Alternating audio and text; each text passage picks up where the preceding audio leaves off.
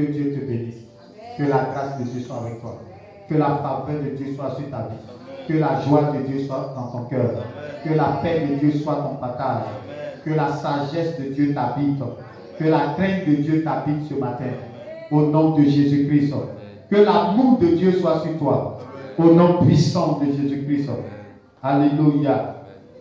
Le thème de ce matin, pourquoi joues-tu avec la grâce de Dieu? Pourquoi joues-tu avec la grâce de Dieu?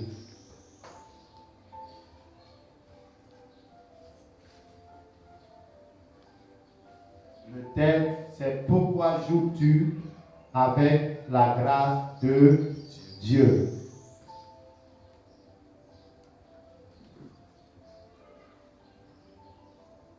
Pourquoi joues-tu avec la grâce de Dieu? Alléluia. Selon vous, la grâce, c'est quoi? Oui. C'est quelque chose que tu ne mérites pas, mais le Seigneur te donne. Lui dit c'est quelque chose que tu ne mérites pas et puis le Seigneur te donne. Oui, qui d'autre? C'est pas la grâce, oui. C'est quelque chose que l'homme ne peut pas avoir. C'est quelque chose que l'homme ne peut pas avoir, Que Dieu nous donne. que Dieu lui donne, oui. Ça commence à filmer, non? Voilà, c'est bon. Donc c'est quelque chose que l'homme ne peut pas avoir, que Dieu lui donne. Un pas pour lui. Tu n'as pas bien fait.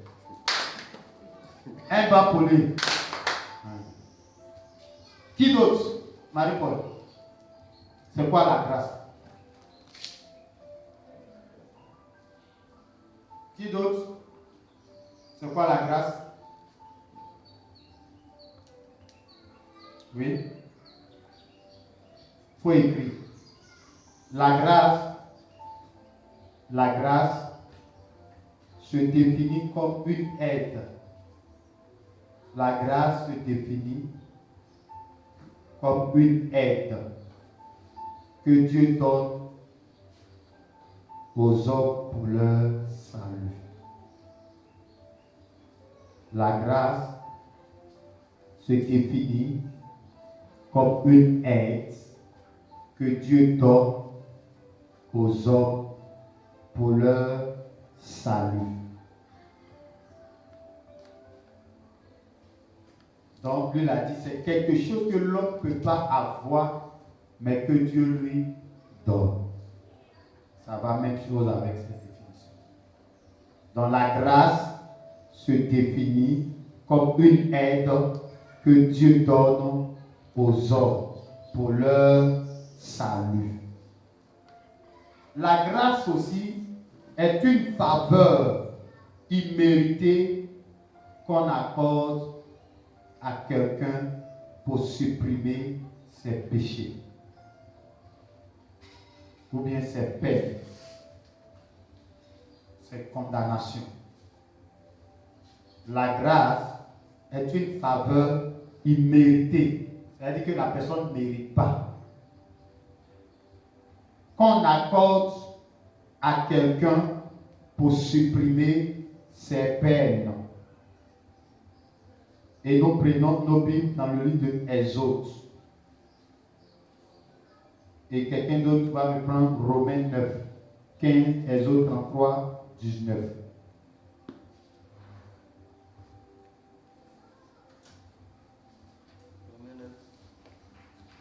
Oui, Romains 9, 15.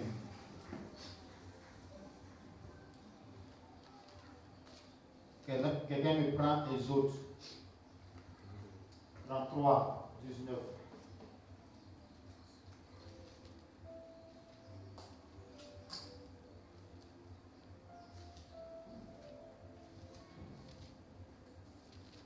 Oui, faut lire.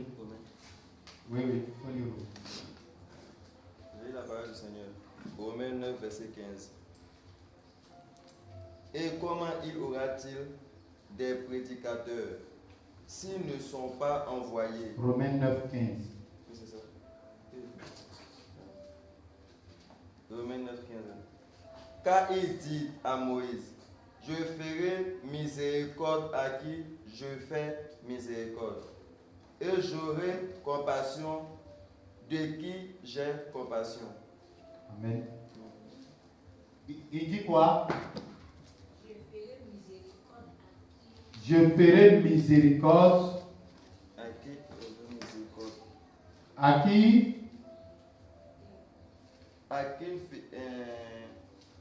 À qui je ferai miséricorde. Ok. Quelqu'un pour nous lire Exode 33, 19. Je lis la parole. Exode 33, verset 19. L'Éternel leur répondit, je ferai passer devant toi toute ma bonté, et je réclamerai devant toi le nom de l'Éternel. Je fais grâce à qui je fais grâce, et miséricorde à qui je fais miséricorde. Dieu te bénisse. Donc, je vais lire ma version ici, dans la version Sever. Et Dieu lui répondit, c'est ma bonté tout entière que je veux te montrer. Et je proclamerai devant toi qui je suis. Je ferai grâce à qui je veux faire grâce. J'aurai pitié de qui je veux avoir pitié. Alléluia. Gloire à Jésus. Amen. Gloire au Seigneur. Amen. Le thème dit, pourquoi joues-tu avec la grâce de Dieu? Le verbe jouer là, c'est quoi? Ça veut dire quoi? Ça veut dire amusement. Amusement. Pourquoi tu t'amuses avec la grâce de Dieu? Dans le livre de Proverbes, il est dit, la grâce est trompeuse. La grâce est trompeuse. Aujourd'hui, nous parlons, nous disons que nous sommes au temps de la grâce. C'est ça, non? Pourquoi? Parce que ce qu'on ne méritait pas, Dieu nous a donné ça gratuitement. On ne méritait pas le salut de Dieu. On ne méritait pas le pardon de nos péchés. On ne méritait pas d'être guéri de nos mal. On ne méritait pas cela. Ce n'est pas parce qu'on a donné l'argent à Dieu. Ce n'est pas parce qu'on a fait quelque chose de particulier pour que Dieu envoie son Fils Jésus-Christ sur la terre pour venir mourir pour nous. Mais la Bible dit que dans la miséricorde de Dieu, dans la pitié de Dieu, Dieu a vu notre souffrance.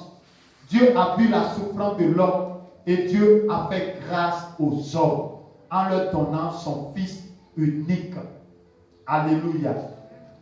Et le Fils unique qu'il nous a donné là, on ne doit pas jouer avec.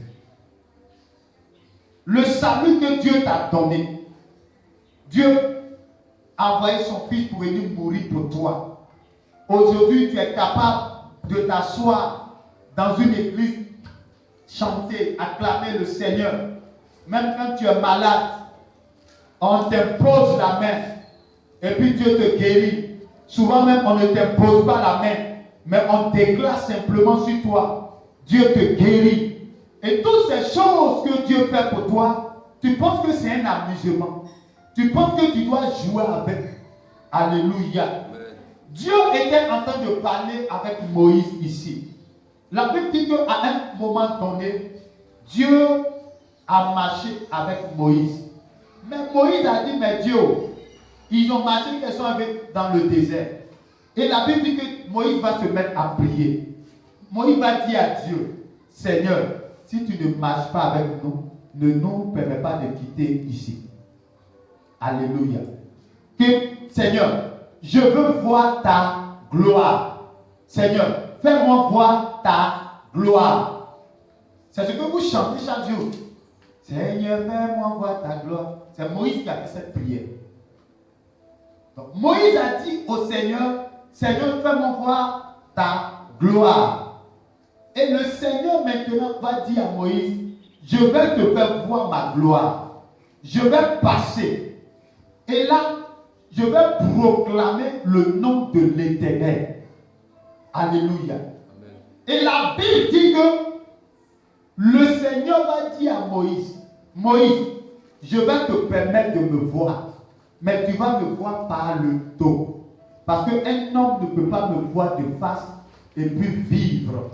Mais je vais te faire voir ma gloire. Et pendant que je vais passer, je vais te mettre dans un creux. Et quand je vais passer, je vais proclamer les noms de l'Éternel. Et pendant que je proclamerai les noms de l'Éternel, tu vas me voir de dos. Alléluia.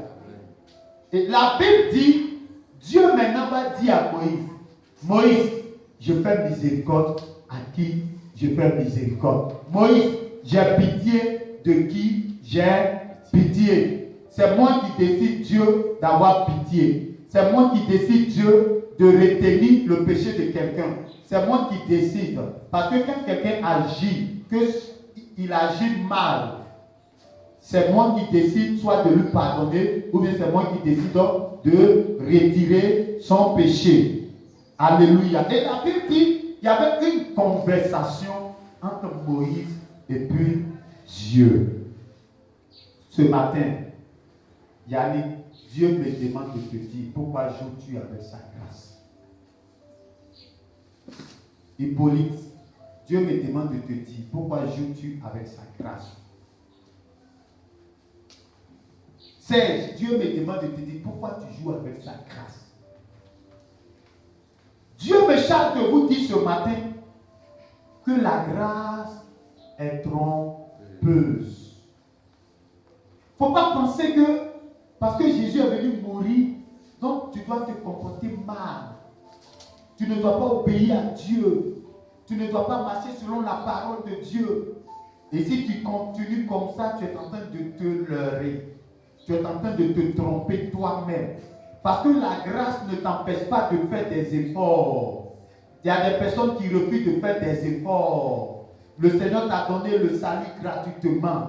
Mais pour conserver ce salut, tu dois faire des efforts dans la prière, des efforts en annonçant l'évangile. Ce que les gens ne comprennent pas, en annonçant l'évangile, toi-même encore tu continues de te garder et tu continues d'apprendre avec Dieu. Alléluia. En annonçant l'évangile, tu continues de prier et tu t'éloignes du péché. Tu t'éloignes de ce qui ne plaît pas à Dieu. Pendant que tu es engagé pour Dieu, tu es en train de t'éloigner des œuvres de la chair. Tu es en train de t'éloigner de ce qui peut t'empêcher d'être en communion avec Dieu. Alléluia.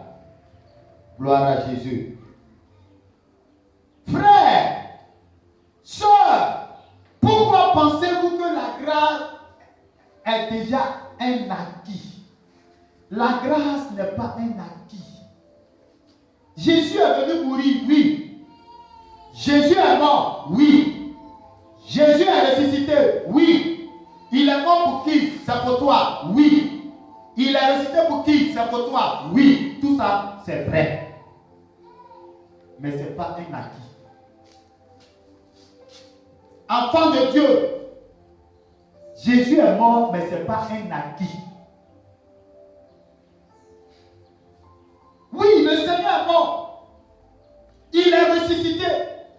Il est monté au ciel. Mais ce n'est pas un acquis pour te permettre de vivre mal. Il ne faut pas penser que parce que le Seigneur est venu mourir pour toi, parce que le Seigneur t'a aimé, il a payé le prix pour toi, donc toi, tu décides de mal vivre. Alléluia. La grâce est trompeuse. La grâce, ça va surprendre plusieurs personnes. Surprendre plusieurs enfants de Dieu. Des enfants de Dieu qui auront la Bible à la main et qui iront en enfer.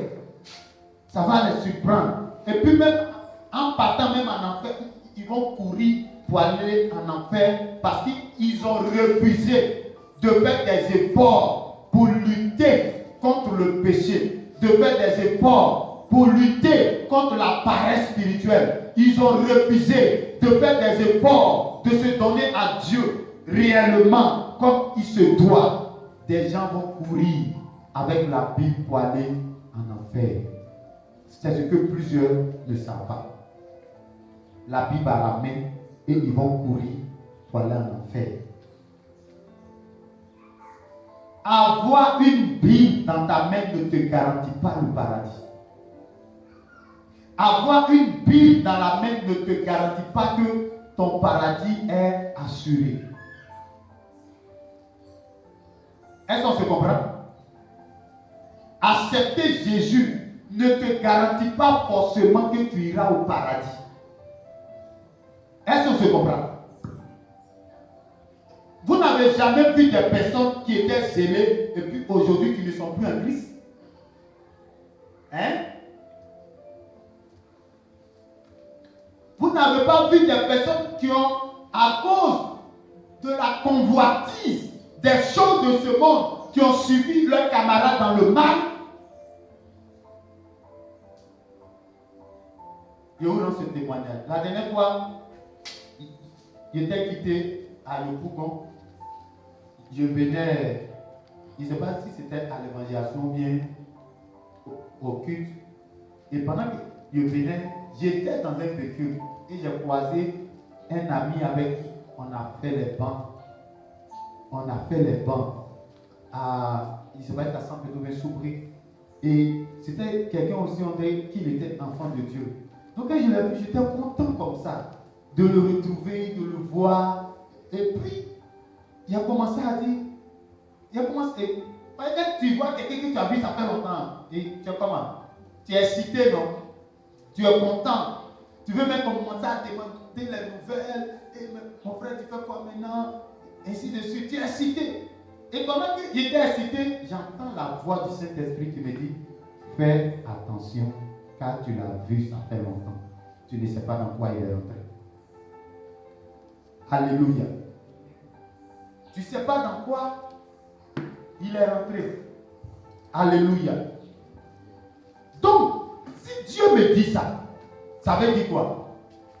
Ça veut dire qu'il était peut-être sur la véritable voie de Dieu hier, mais aujourd'hui, il n'est pas sur la véritable voie de Dieu. Donc Dieu me dit de faire attention. Amen. C'est pourquoi ce matin, le Seigneur me charge de venir vous dire que pourquoi tu joues avec la grâce? Parce que la grâce, c'est un homme. La grâce que Dieu nous a fait, c'est un homme, c'est Jésus-Christ. Il a donné sa vie. À cause de ce que Dieu nous a fait miséricorde. Et la grâce qu'il nous a accordée, cette grâce-là, la Bible dit que nous ne devons pas jouer avec cette grâce. Donc celui qui joue avec cette grâce va demain regretter. Est-ce qu'on se comprend? Amen. Tu ne dois pas jouer avec la grâce de Dieu. Tu ne dois pas jouer avec l'amour de Dieu qu'il a manifesté pour toi sur la croix.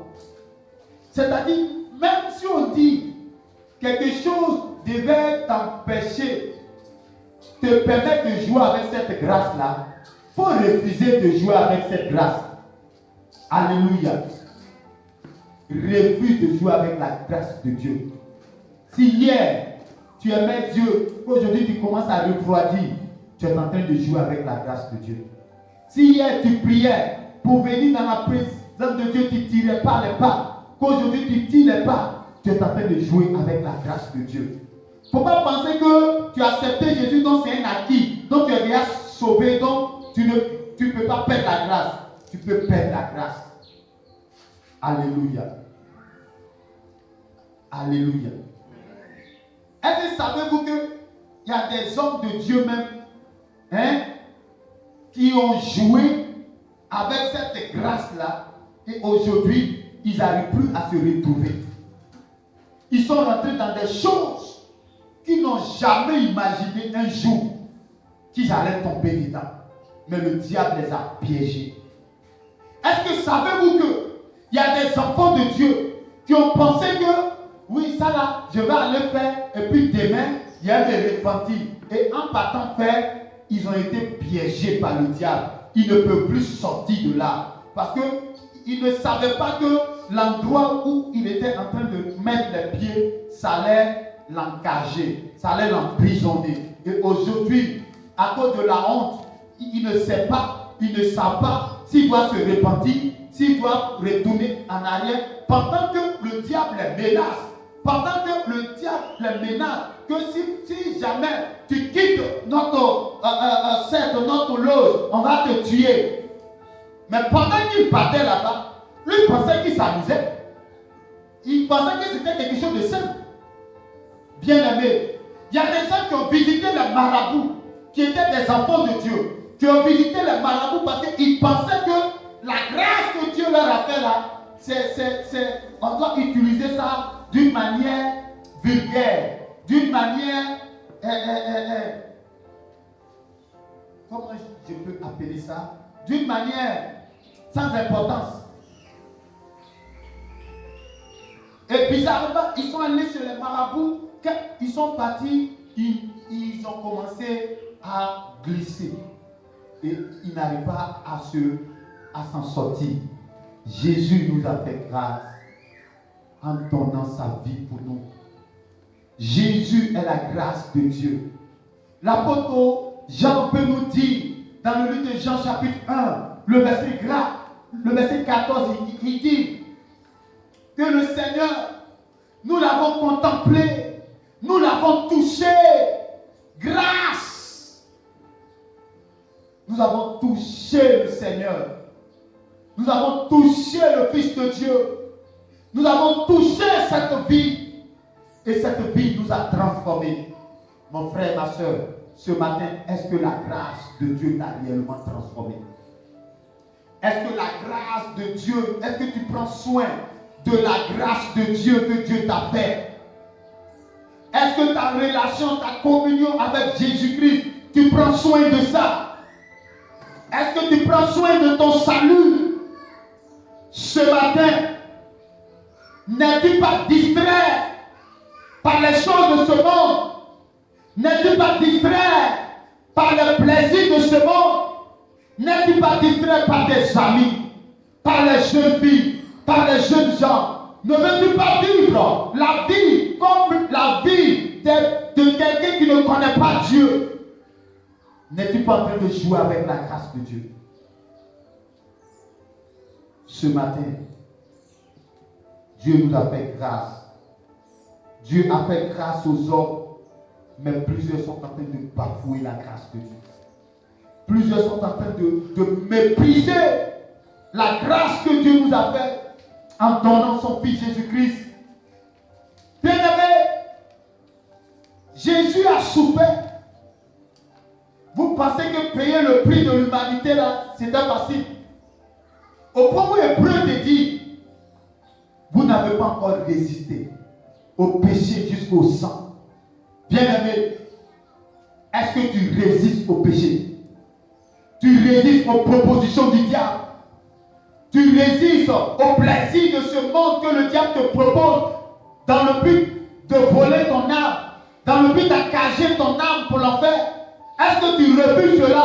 Ou bien tu te dis, mon frère, c'est une bonne opportunité. Hein? L'argent comme ça, on ne laisse pas passer. C'est ce que tu fais. Occasion loupée, c'est péché. C'est pas ce que tu dis. Occasion loupée, c'est péché. Et puis, tu t'en te mets dans la gueule du lion. Sache qu'il est écrit, nul ne servira 2 maîtres. Nul ne peut servir 2 maîtres. Parce que quelqu'un qui sert 2 maîtres, soit il va haïr un, et puis il va aimer l'autre. Ce matin, de Jésus et puis le monde, qui aimes-tu? Jésus et puis le monde, qui aimes-tu?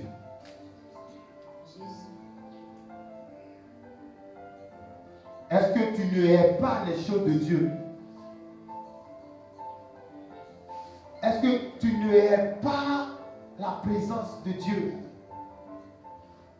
Bien-aimé, ce matin, Dieu me charge de te dire de faire attention. Il ne faut pas penser que le salut, là, c'est un acquis. Tu peux la perdre. Tu peux perdre le salut. Alléluia. Alléluia. Gloire à Jésus. La grâce est une personne. Il ne faut pas négliger la grâce de Dieu. Et cette personne, c'est Jésus. Il ne faut pas négliger Jésus. Attache-toi à Jésus. Aime Jésus. Sers-le de tout ton cœur. Fais sa volonté. Ne regarde pas ceux qui n'aiment pas Dieu qui te parlent. Il y a des gens qui n'aiment pas Dieu. Ils font semblant d'être des enfants de Dieu, mais ils n'aiment pas Dieu.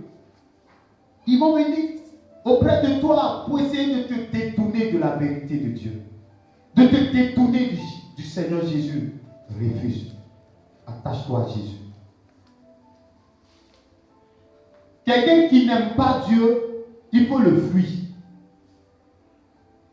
Quelqu'un qui n'aime pas Dieu, il faut fuir sa présence.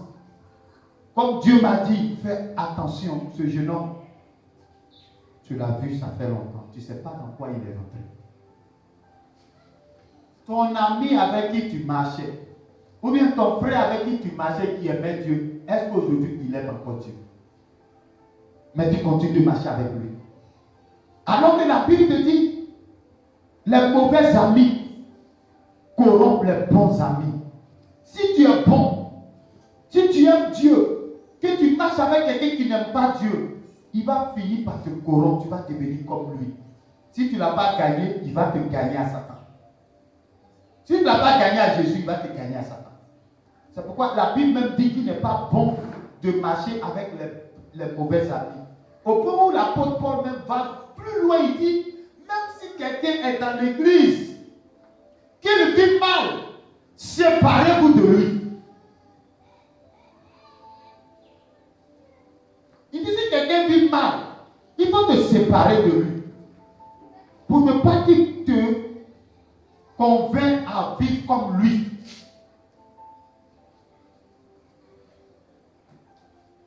Ici, tu es venu pour ton salut. Le jour où tu es né avec qui? Qui est né avec quelqu'un ici? Maintenant, pourquoi ton ami qui te donne des mauvais conseils pour te dire il ne faut pas aller à l'église, il ne faut pas t'attacher à Jésus, il ne faut pas faire l'œuvre de Dieu, tu le suis? Hein, pourquoi? Pourquoi fais-tu ça? Pourquoi tu fais ça? Pourquoi? Quelqu'un qui te donne des mauvais conseils, pourquoi tu veux le suivre? Pourquoi tu veux le suivre?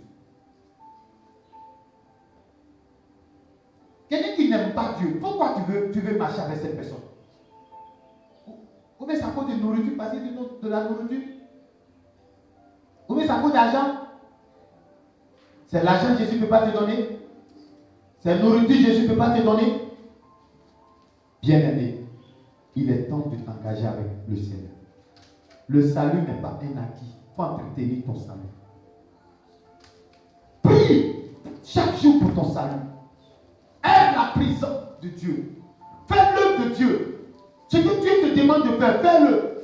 Quand tu viens dans la maison de Dieu, ce que les hommes de Dieu, tes leaders vont te dire de faire, obéis. En servant Dieu, tu es en train de te sauver. En aimant Dieu, tu es en train de te sauver. Tu le fais pour toi-même. Tu ne le fais pas pour l'homme de Dieu. Tu ne le fais pas pour ton responsable. Parce que quand tu dis quoi? Je m'en vais servir. Tu t'en servir qui? Jésus. Est-ce que tu dis je viens servir le pasteur? C'est Dieu qui vient servir. Maintenant, pourquoi Dieu te donne un poste, tu n'es pas capable de respecter ce qu'il te demande de faire?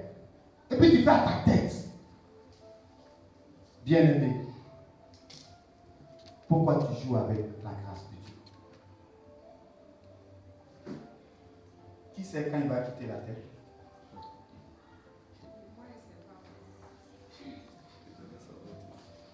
Qui sait? Tu es né avec qui? Même les jumeaux ne sont pas sortis en même temps. Il y a un qui sort avant que l'autre sorte.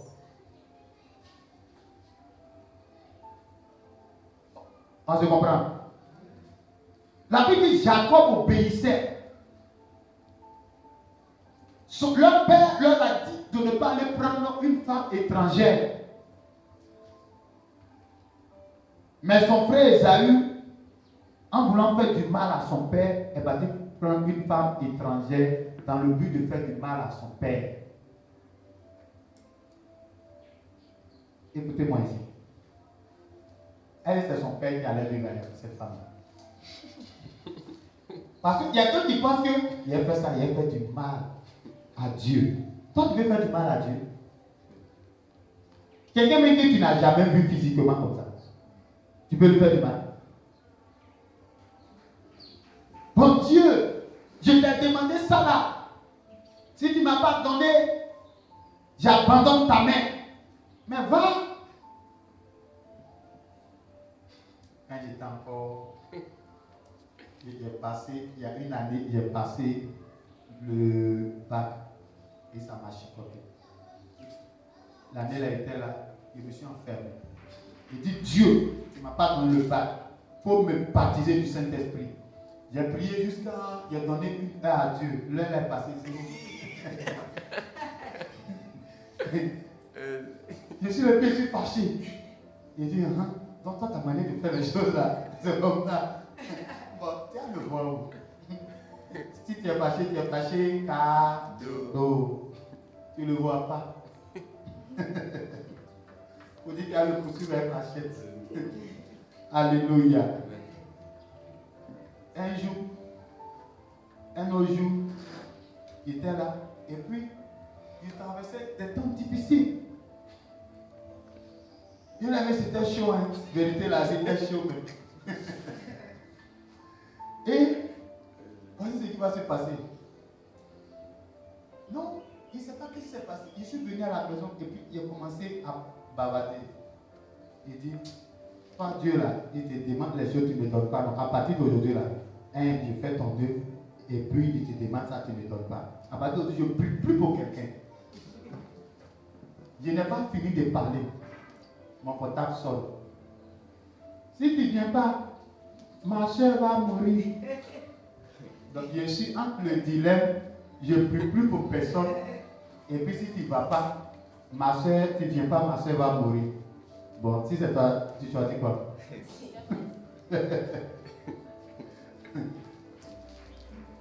Alléluia.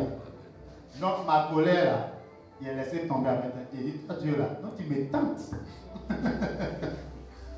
Il dit, Dieu, tu me tentes. Comme il dit, pour personne, donc tu me tentes en même temps. D'accord, il m'a prié. Moi aussi, il a été dribblé. Et puis je suis parti, il a prié pour la personne. Effectivement, si ne partait pas, la fille allait mourir. Elle venait de perdre son papa. Et puis il ne sait pas qu'est-ce qui s'est passé. Les sorciers là l'ont attaqué. Sa respiration est bloquée, ça ne monte plus. Donc je suis arrivé là, les gens étaient remplis dans leur maison. Il dit sortez, vous tous sortez. Quand il a commandé, le Seigneur a opéré. Il dit mais quand c'est comme ça là, tu opères vite. Il dit de m'envoyer l'argent là. Il ne m'envoie pas.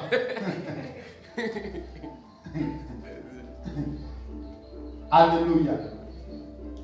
Il dit quand c'est comme ça là, tu opères vite. Pourtant je suis dans le besoin d'argent. Envoie-moi l'argent là. Que Dieu te bénisse. Donc c'est pour dire quoi? Pendant que tu es en train de raisonner en toi là, Dieu lui a besoin de toi pour des choses importantes. Ce que tu demandes là, et puis tu cries, tu sautes là.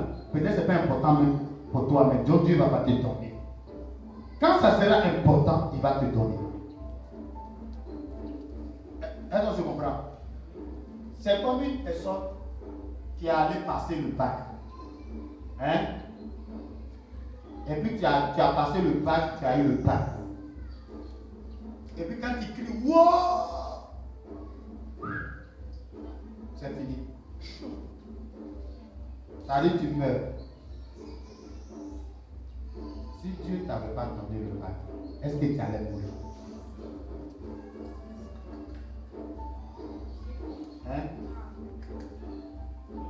On me disait qu'il y a quelqu'un même qui allait passer un concours. Quand il a crié concours, lui, il a eu au concours. Mais il n'a pas pu aller faire formation. Donc souvent, il y a des choses que Dieu retarde parce que tu n'as pas encore la capacité d'affronter celui qui te combat. Donc Dieu va retarder jusqu'à ce que tu sois prêt. Quand tu es prêt et qu'il te donne, il n'y a personne qui va t'empêcher de rentrer dans ta bénédiction. C'est pourquoi souvent, il faut arrêter de te plaindre. Il ne faut pas faire comme moi hier. Tu as compris? Il faut obéir à Dieu. Il faut marcher avec le Seigneur. Au temps convenable, Dieu va te bénir. Mais il faut entretenir la grâce de Dieu qui est le salut. La grâce de Dieu qui est Jésus-Christ. Le salut qu'il t'a donné. Et le salut a coûté cher à Dieu. Ça a coûté la vie du Fils de Dieu. Donc il faut aimer le Seigneur et il faut le servir. Que Dieu nous bénisse, que sa grâce soit avec nous. Et quand on lit le livre de Romains, il dit quoi? Le livre de Romains 9, 15 dit quoi? Que Dieu fait grâce. Dieu a dit à Moïse, je ferai grâce à qui je fais grâce. Ce verset-là, j'étais en terminale et c'est le verset que Dieu me donnait chaque jour. En étant en train de préparer le bac, et il y a un ami qui est venu, que Dieu dit qu'il va te... Il avait me dit, Dieu dit qu'il va te bénir. Parce que je méditais constamment ce verset. Et c'est pas quand j'ouvre ma Bible, c'est là-bas Dieu m'envoie. Or, moi, je ne comprenais pas. Je ne comprenais pas ce que Dieu voulait me dire. C'est maintenant que j'ai compris. Donc, je disais à Dieu, et Dieu me disait, quand on poursuit, il dit, j'ai fait grâce à Jacob et j'ai aimé Jacob, j'ai haï Esaü. Il dit, mais Dieu, si tu as fait grâce à Jacob, c'est que moi, si tu as fait grâce, il y a avoir mon bac. Tu sais ce qui s'est passé? Malgré les prophéties, malgré les révélations, j'ai échoué.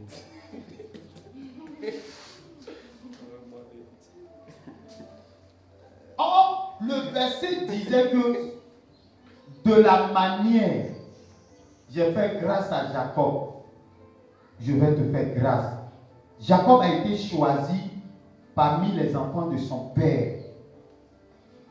C'est pas ça. Pour faire quoi? Pour servir Dieu. Donc Dieu est en train de me dire, parmi les enfants de ton père, là, toi je vais te choisir, tu vas me servir. Tu as vu que ça fait tiens. Est-ce que je comprends? Moi je n'avais pas compris ça comme ça. Moi j'ai envoyé sur ma petite pensée de bac qui sont en train de passer là. Et puis, quand bac n'a pas marché, j'ai dit Dieu, tu m'as dit tu vas me faire grâce. Et puis tu ne m'as pas donné le bac. Mais pourquoi? Mais ta parole tu m'as donné la tête, pourquoi? Amen. Mais pour finir, il m'a donné le bac. Mais ce qu'il voulait faire, c'est ce qu'il est en train de faire. On se comprend. Donc Dieu peut décider de te faire grâce dans un domaine. Il peut décider de te faire grâce dans le mariage. Il peut décider de te faire grâce pour le travail. Il peut décider de te faire grâce pour son œuvre. Il peut décider de te faire grâce dans ta famille. Dans ta famille, on dit dans votre famille, là, personne ne peut réussir. Mais Dieu dit, toi, je te fais grâce dans ta famille, tu vas réussir. C'est par toi, je vais délivrer ta famille. Maintenant, toi aussi, à qui Dieu t'a choisi pour te faire grâce là, toi, tu joues avec ta vie. Et tu ne fais pas attention, tu vas rater la bénédiction et la grâce de Dieu. Ce que Dieu doit faire avec toi, il ne va plus faire. Ce qu'il doit faire, ce qu'au travers de toi, il doit faire pour ta famille, il ne va plus faire parce que toi, tu n'étais pas disposé à servir Dieu. Tu n'étais pas disposé à aimer le Seigneur. Tu n'étais pas disposé à servir Dieu. Alléluia. Voici notre fille. Elle pense que, où elle est là, depuis qu'elle a mis le pied dans cette église-là, il y a des choses que Dieu a réglées dans sa famille là. Parce que les gens ne savent pas lire les choses. Il faut savoir lire les choses. C'est pourquoi quand tu viens dans la présence de Dieu, l'homme de Dieu, tu vois qu'il y a un homme de Dieu qui aime Dieu, attache-toi à cet homme de Dieu. Il y a une femme de Dieu qui aime Dieu. Attache-toi à cette femme de Dieu. Alléluia. Et c'est Dieu avec lui. Que le Seigneur nous bénisse. Que la grâce de Dieu soit avec toi. Au nom de Jésus. On va continuer prochainement.